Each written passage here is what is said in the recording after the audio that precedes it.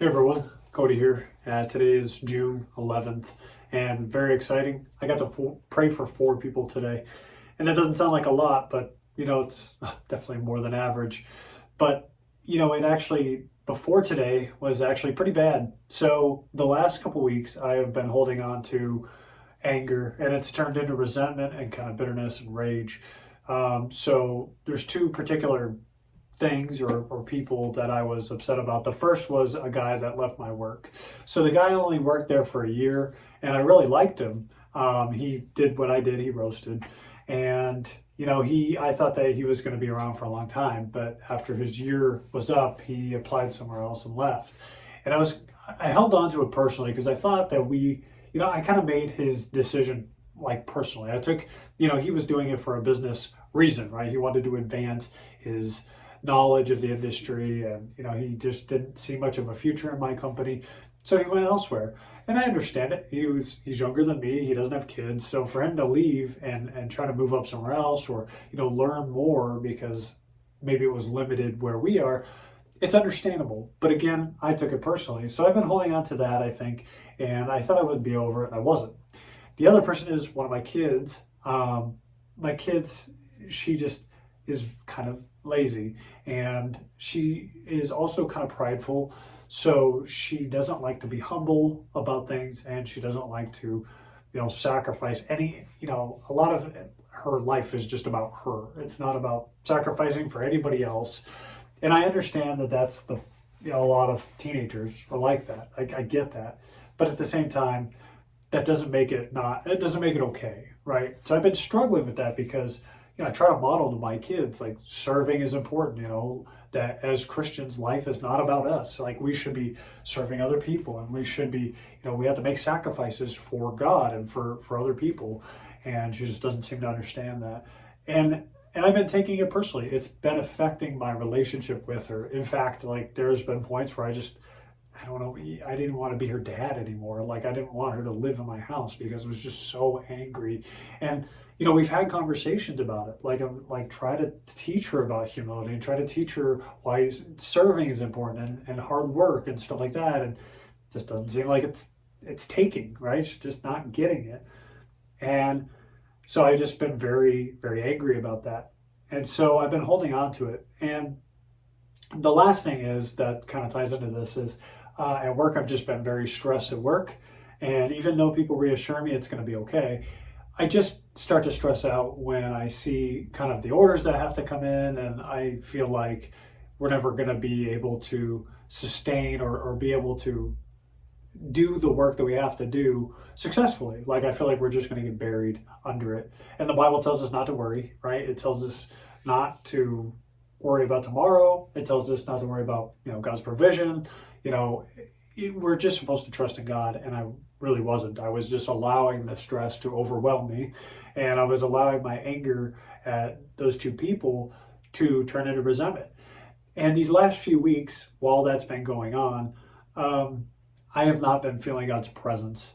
So I am pretty sure that in holding on to these things and not letting them go, I have not felt God's presence. Now, I understand that God's, our presence, our feeling of God kind of comes and goes, right, in waves. But also I could tell that there was a separation because I wasn't feeling any promptings of the Holy Spirit. I wasn't feeling like I wasn't hearing God's voice. And it's not that it's an audible voice, just, I will get these like words in my head where I know it's not a thought because it's different than the way that I see words when I think, if that makes sense. So I've just known that I've been kind of cut off recently because of my anger and because of my worry. And so, my wife and I go on these walks sometimes where we walk around the block just to get a little exercise, spend some time outside the house together, a few minutes or whatever. And it's just a really good practice that my wife and I have. But lately the walks have turned into arguments. So we'll go out for the walk and then we'll just argue on the walk. And it's like the thing that is supposed to be bringing us together just actually divides us. Well, last night, my wife and I went for a walk, and I was feeling just overly upset about my daughter and, just think about work and all these other things. And my wife called me out on it. And I'm very, very grateful to my wife. Just I love my wife and I'm very humbled by her. And she called me out on it. She basically said I was in the wrong for acting the way that I was, because I had gotten to the point where I just didn't even want my daughter in my house anymore. And she's like, we can't kick her out. This is our daughter. And I understood what she was saying. And I knew she was right. I just didn't want to admit it right away. And she called me out on a lot of things. And I'm grateful for her being honest with me, because it took her telling me I was in the wrong to finally kind of break through. Like it took those words for me to break through. And I think about, the verse in Matthew 5:23 and 24, which talks about, if your brother or sister, just as a reference, has something against you, leave your gift at the altar, go and reconcile with them, and then come back. And I think that it also works in the opposite way. Like if you have something against someone else, you need to leave your gift at the altar. You need to go and reconcile with them and come back. But also there's like all these verses about forgiveness, right? We forgive because we're forgiven and all of these things. And I know that my lack of presence or the Holy Spirit was because I wasn't reconciled with them and I hadn't given those things over. I hadn't given over my worry about work and my unforgiveness towards my daughter and that guy at my work. Because as soon as my wife and I had that conversation, and it was a very heated conversation, once we kind of broke through that, I began to realize how wrong I was, that I was making it about me, that I was holding on to these things that just, I shouldn't have been holding on to, but I was. And so I forgave my daughter and I forgave that guy and I let go of all of that. And I realized that the stuff at my work, there's only so much I can do. And my wife and I actually sat outside and just talked for like over an hour. And it was a great conversation and I love her so much and I'm just grateful for her. But the whole reason I bring all that up is, one, to kind of catch you up on just how the last couple of weeks have been going. But two, also, as soon as we had that conversation and I asked God to forgive me and I let go of all that stuff, today was much better. Like I didn't feel the weight of any of that, right? So I let go of all that stuff. I asked for forgiveness, repented. And today was a much better day. I didn't feel the weight of any of that stuff on me at all. And it was just I felt so weightless, right? But that also allowed me to feel the Spirit again today. And so today, like I said at the beginning of this video, I prayed for 4 people, which is not common for me. I love praying. And if we're, at like a worship night or, it's a church event or something, and I go to the front to pray for people, yes, I might pray for, 4 people. But this was 4 people throughout the day. And so the first lady was a lady I've never even talked to at church. I was walking past her and I felt the Spirit tell me, like, go ask her if she needs prayer. It's like, okay, all right, fine, I'll ask. So I go back and I asked her, I was like, hey, do you need prayer for something? She's like, oh, well, I need prayer for a trip because, we're going out of town and, just prayed for that. And so I prayed for that, but it ends up like after I prayed for her, we talked.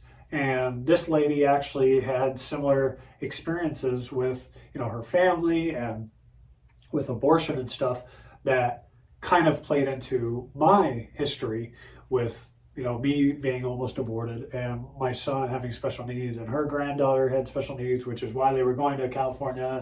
And, so it ended up being a great conversation with a lady I've never even talked to before. So I prayed for her.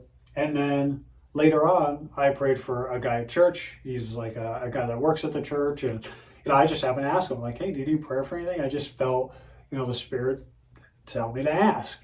And here's the thing, initially, he said no. He's like, no, I think I'm okay, but thank you for asking. So a few hours went by while I was at church, and I served, and as we were kind of cleaning up the coffee bar, while I was serving, he came back in and he was like, hey, would you pray for me? He's like, I was thinking about it, and I actually do need prayer. And so I got to pray for him, and just things going on in his life that I got to pray for. And he was like very grateful, crying even. And I was just very happy and excited to be a part of that. So I was like, okay, cool. Good day so far. So then my son and I went to Walmart because it was on the way home. and he needed a little piece for his computer. So we stopped by Walmart, and there's a guy with a sign, anything helps, God bless. And I was kind of like, I looked at him when we first got there, and I was like, okay, well, Spirit, if you want me to pray for him, I will, just kind of prompt me. So we go in the store, we get our stuff, and as I'm leaving, I felt the Spirit prompt me. Well, I had a few dollars on me, so I was like, all right, well, I'll go give him the money and then ask him if I can pray. So I take the money and I go to him, and I give him the money, and I'm like, hey, can I pray for you? And he was like, yeah, sure, and I pray for him. So I'm standing out there on the corner of the parking lot, as all these cars are driving by, praying for this guy in the parking lot. And so, I just kind of got the thought to ask him before I walked away, and again, this is after I'd already been in the store. I asked him if there was anything in particular that I could go inside and buy for him. And he was like, you know what? Actually, yes. He's like, he's like, I really can use oatmeal because it's easy to make, and you can kind of take the packets anywhere. All you need is water and a cup, and you can make it. And I was like, okay, yeah, that makes sense. I can go get you some. He's like, thank you so much.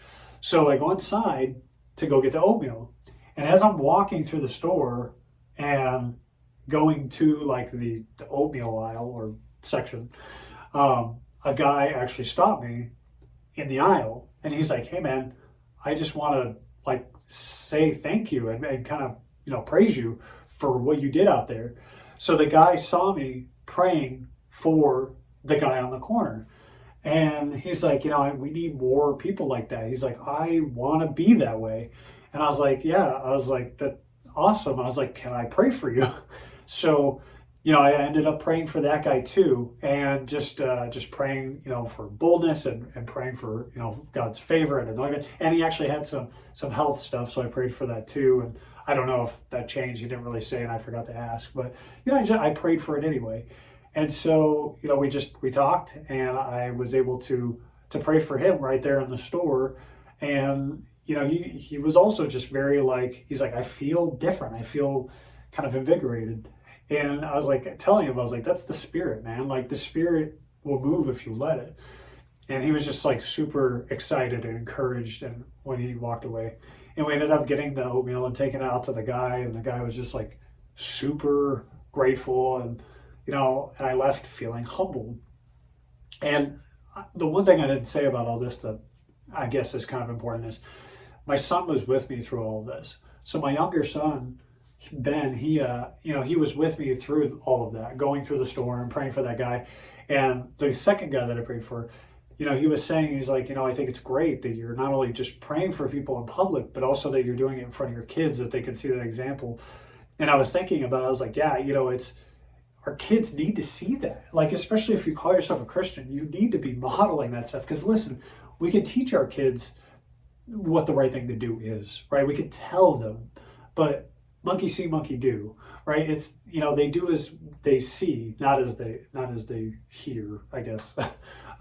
So our kids tend to model what we do. And so if we want them to be better people, if we want them to love God and to serve others and to do all these things, we have to be that example. We can tell them till we're blue in the face, but if we don't do it, they're not going to do it. And so, I'm grateful. I'm grateful to have been able to be a part of all those things, to be able to pray for all these people today. It just kind of blew me away because, letting go of all that stuff and, letting go of the anger and the animosity and, the worry, the stress, all of that stuff, letting go of that allowed me to kind of reestablish that connection with God and the Holy Spirit. I'm just very grateful. And I'm just saying all of this so that anybody watching is encouraged and is reminded that, we have to let go of that stuff. We can't hold on to anger. We can't hold on to stress and worry and then also ask why God's not moving in our life or God's not giving us peace. It's we have to make that choice to let go of those things and surrender them to the cross. Jesus died to take all that stuff for us. So why are we still holding on to it? It just doesn't make sense. But also I want to encourage people who want to be able to pray more often, just get out there and do it. Just pray for people. It doesn't matter how you look doing it, okay? I talk to too many Christians who are like, I'm afraid of saying the wrong thing. I'm afraid of messing up. I'm afraid of looking stupid. Who cares? It's not about us. It's about glorifying God. That's it. That's all it's about. And if you need help praying, I have a book. It's in the description probably.